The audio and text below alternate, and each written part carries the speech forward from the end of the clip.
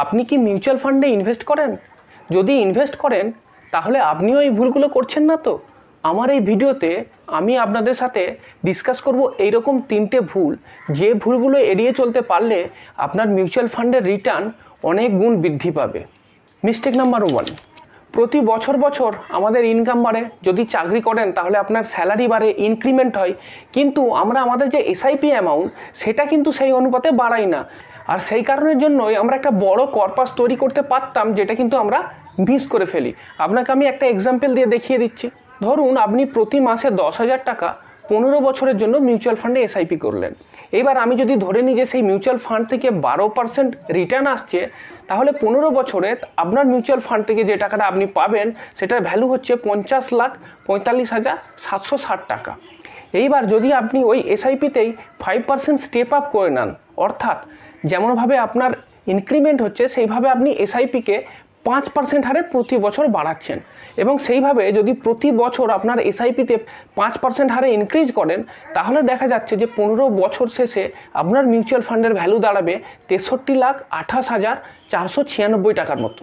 তাহলে আপনি দেখতে পেলেন যে আপনার এসআইপিতে 5% বাড়ানোর জন্য আপনি এক্সট্রা পেলেন 12,92,000 টাকা। যদি এবার এটাকে আমি পার্সেন্টেজে হিসেব করি, সেটা আসছে 25.60%। এবার আপনাকে আমি শো করব আপনি যে 10,000 টাকার মান্থলি এসআইপি করছেন 15 বছরের জন্য, তার উপর যখনই আপনি স্টেপ আপ করবেন তখন আপনার যে ফান্ড ভ্যালুটা সেটা কিভাবে বাড়বে। 0% এবং 5%-এর ক্যালকুলেশনটা অলরেডি আপনাকে আমি শো করছি। এবার ধরুন যদি আপনি 10% এসআইপিতে ইনক্রিজ করেন, তাহলে সেক্ষেত্রে আপনার টোটাল যে ইনভেস্টমেন্ট সেটা দাঁড়াবে 38.13 লাখ, এবং আপনার 15 বছর পরে যে টোটাল কর্পাস ভ্যালুটা আসবে সেটা হচ্ছে 86.39 লাখ, এবং সেটা যদি পার্সেন্টেজের হিসাব করেন সেটা 71.20% হায়ার আসবে। এবার যদি আপনার এসআইপি 15% হারে বাড়ান, সেক্ষেত্রে আপনার টোটাল ইনভেস্টমেন্ট আসবে 57.10 লাখ, এবং আপনার যে ফাইনাল কর্পাসটা আসবে 15 বছর পরে সেটা একটা হিউজ অ্যামাউন্ট আসবে 1,20,77,000 টাকা। এবং আপনি যদি 20% ইনক্রিজ করেন আপনার এসআইপিতে, সেক্ষেত্রে আপনার টোটাল ইনভেস্টমেন্ট অ্যামাউন্ট দাঁড়াবে 86.44 লাখ, এবং আপনার যে ফাইনাল ভ্যালুটা আসবে 1,72,26,000 টাকা। এবার আপনাকে আমি বলবো মিস্টেক নাম্বার 2। মিস্টেক নাম্বার 2টা হলো যে আমরা আমাদের এই মিউচুয়াল ফান্ডটাকে একটা গোলের সাথে অ্যাটাচ করি না। কেন এটাকে আমি একটা মিস্টেক বলছি? দেখুন, মিউচুয়াল ফান্ড অ্যাসোসিয়েশনের একটা রিপোর্ট জানাচ্ছে যে 43% রিটেল ইনভেস্টার তাদের ইকুইটি স্কিমটাকে 2 বছরের আগে রিডিম করে নিচ্ছে। এবার আপনি ভাবুন, রিটেল ইনভেস্টাররা তাদের ইকুইটি স্কিমটাকে 2 বছরের আগেই কেন রিডিম করে নিচ্ছে? এর পিছনে দুটো কারণ থাকতে পারে। 1 নম্বর, তাদের এমার্জেন্সি টাকার দরকার। দেখুন, এমার্জেন্সি টাকার দরকার যে কারোরই হতে পারে, কিন্তু এক্ষেত্রে একটা কথা ভাবতে হবে যে টাকাটা আপনার এমার্জেন্সি ফান্ডের জন্য রাখা দরকার, সেই টাকাটা আপনি মিউচুয়াল ফান্ডে রাখতে পারেন না, কারণ মিউচুয়াল ফান্ড তো লং টার্ম ইনভেস্টমেন্টের জন্য। সুতরাং আপনি ভুল জায়গাতে ইনভেস্ট করছেন। আপনাকে প্রথমে আপনার এমার্জেন্সি ফান্ড যেটা সেটা সিকিউর রাখতে হবে, এবং তারপরেই কিন্তু আপনি ইকুইটি মিউচুয়াল ফান্ডে ইনভেস্ট করবেন। আর দ্বিতীয় যে কারণটা হতে পারে, আপনার মিউচুয়াল ফান্ড থেকে একটা আনরিয়ালিস্টিক রিটার্নের এক্সপেকটেশন হতে পারে। আপনাকে আমি দুটো ডেটা শো করছি। প্রথম যে ডেটাটা সেটা হলো নিফটি 50 TRI এর 2 বছরের রোলিং রিটার্ন ডেটা, এবং এই ডেটাটা যদি আপনি দেখেন তাহলে আপনি দেখতে পাবেন যে 19.22% চান্স যে আপনার ইনভেস্টমেন্টের ক্ষেত্রে আপনি নেগেটিভ রিটার্ন পাবেন। এটাকে অন্যভাবে বলা যায় যে আপনি যদি মিউচুয়াল ফান্ডটাকে 2 বছরের আগে রিডিম করে নেন, সেক্ষেত্রে 20%-এর মতো চান্স যে আপনি নেগেটিভ রিটার্ন পাচ্ছেন, অর্থাৎ যে টাকাটা আপনি ইনভেস্ট করেছেন তার থেকেও আপনি কম রিটার্ন পেলেন। সুতরাং আপনি বুঝতে পারছেন ওই যে 43% ইকুইটি ইনভেস্টার যারা 2 বছরের আগে রিডিম করে নিয়েছিল, তারা অনেকেই হয়তো লসেতেই মিউচুয়াল ফান্ডটা বিক্রি করেছিল। এবার আপনাকে আমি আরেকটা ডেটা দেখাই। এটা হচ্ছে নিফটি 50 TRI এর 5 বছরের রোলিং রিটার্ন ডেটা।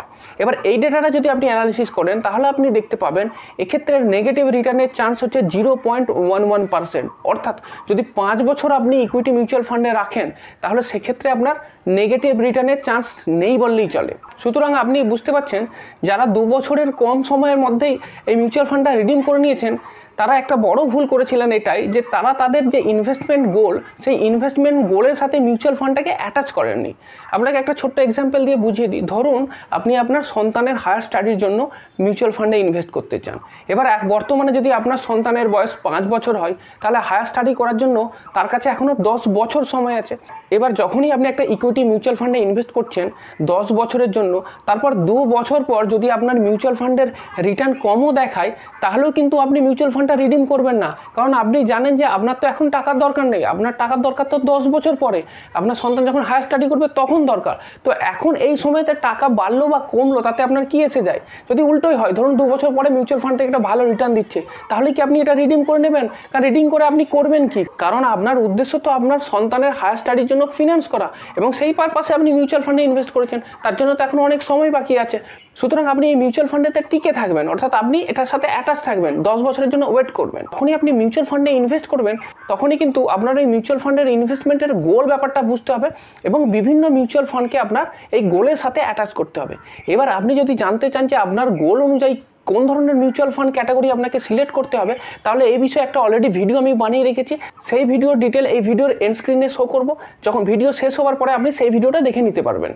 এবার যদি আপনাকে আমি বলি যে মিউচুয়াল ফান্ডের এই সাথে এই যে গোল, এটাকে অ্যাটাচ করার বেনিফিটগুলো কী আছে, কারণ প্রধান বেনিফিট যেটা সেটা আপনি বুঝতে পারবেন যে হোয়ার টু ইনভেস্ট, অর্থাৎ কোথায় ইনভেস্ট করব। আপনার শর্ট টার্ম গোল হলে মিউচুয়াল ফান্ডে যাবোই না, ডেট ফান্ডে ইনভেস্ট করব, এফডিতে ইনভেস্ট করব। লং টার্ম গোল হলে মিউচুয়াল ফান্ডে যাব। হাউ মাচ টু ইনভেস্ট, কত টাকার এসআইপি আমি করব, আমার যে গোল সেই গোলটাকে অ্যাচিভ করতে গেলে আমাকে কত টাকার এসআইপি করতে হবে। হাউ লং টু ইনভেস্ট, কত দিনের জন্য ইনভেস্ট করতে হবে। সন্তানের হায়ার এডুকেশনের জন্য আমাকে 10 বছরের জন্য ইনভেস্ট করতে হবে। যদি আমার রিটায়ারমেন্টের জন্য করতে চাই তাহলে আমাকে 20 বছরের জন্য ইনভেস্ট করতে হবে। আমি টাইম ফ্রেমটা বুঝে যাব। এবং সবথেকে বেশি যেটা ইম্পর্টেন্ট, হোয়েন টু এক্সিট, কখন আমি এই মিউচুয়াল ফান্ড স্কিম থেকে বেরিয়ে যাব, অর্থাৎ কখন রিডিম করে নেব। যখন আমার গোল অ্যাচিভ হয়ে যাবে, সন্তানের হায়ার এডুকেশনের সময় যখন এসে যাবে তখন আমি ফান্ডটা বিক্রি করব। যখন রিটায়ারমেন্টের গোল এসে যাবে তখন আমি ফান্ডটাকে বিক্রি করব। তো এভাবে আমি বুঝে যাব। 3 নম্বর যে মিস্টেকটা, সেটা নিয়ে আমি অলরেডি আগেও ভিডিও বানিয়েছি, তবু আবারও বলছি, সেটা হলো যে মিউচুয়াল ফান্ডের ডাইরেক্ট স্কিমে ইনভেস্ট করুন। দেখুন ডাইরেক্ট স্কিমের ক্ষেত্রে কি হয়, এক্ষেত্রে কিন্তু আপনাকে কোনো কমিশন দিতে হয় না। যখনই আপনি রেগুলার ফান্ডে ইনভেস্ট করবেন না, তখন যার থ্রু দিয়ে আপনি ইনভেস্ট করছেন তাদেরকে একটা কমিশন দিতে হয়, আর সেই কারণের জন্য আপনার মিউচুয়াল ফান্ডের যে এক্সপেন্স রেশিও সেটা বেড়ে যায়। আমি আপনাকে একটা এক্সাম্পল দিয়ে দেখিয়ে দিচ্ছি যে একটা ফান্ড, যে ফান্ডের আপনি রেগুলার এবং ডাইরেক্ট এই দুটো স্কিমেতে ইনভেস্ট করছেন। ধরুন এক্ষেত্রে আপনার মান্থলি এসআইপি হচ্ছে 25,000 টাকা, আপনার ইনভেস্টমেন্ট টেনিওর হচ্ছে 30 বছর, এবং আপনার যেটা অ্যানুয়ালাইজ রিটার্ন সেটা আমি ধরে নিলাম 12%। এবার ধরে নিলাম যে রেগুলার প্ল্যান তার এক্সপেন্স রেশিও হচ্ছে 2%। তাহলে 30 বছর পরে তার ফাইনাল যে কর্পাস যেটা দাঁড়াবে সেটা হচ্ছে 5,17,00,000 টাকা। এবার এই টাকাটায় যদি আপনি ডাইরেক্ট ফান্ডে ইনভেস্ট করতেন তাহলে সেক্ষেত্রে আপনার এক্সপেন্স রেশিওটা কম হতো, সেটা মোটামুটি 1%-এর আশেপাশে হবে। এবার দেখুন এই 2% আর 1% এই দুটোর ভেতরে পার্থক্যটা তো আপনার খুব মিনিমাম মনে হচ্ছে, কিন্তু 30 বছর পরে যখন এটা কম্পাউন্ডিং হতে থাকবে না, তখন আপনি দেখতে পাবেন যে 30 বছর পরে ওই একই রিটার্ন ক্রাইটেরিয়াতে আপনার ফান্ডের ভ্যালু আসবে 6,46,00,000 টাকা। অর্থাৎ শুধুমাত্র 1% কমিশন বাঁচিয়ে আপনি 30 বছরের শেষে 1,29,00,000 টাকা বেশি পাবেন। মিউচুয়াল ফান্ড ছাড়াও আপনার রিটায়ারমেন্টের জন্য একটা ভালো অপশান হতে পারে ন্যাশনাল পেনশন স্কিম। তো যদি আপনি এই বিষয়ে জানতে চান তাহলে আমার বাঁ দিকের ভিডিওটাতে ক্লিক করুন।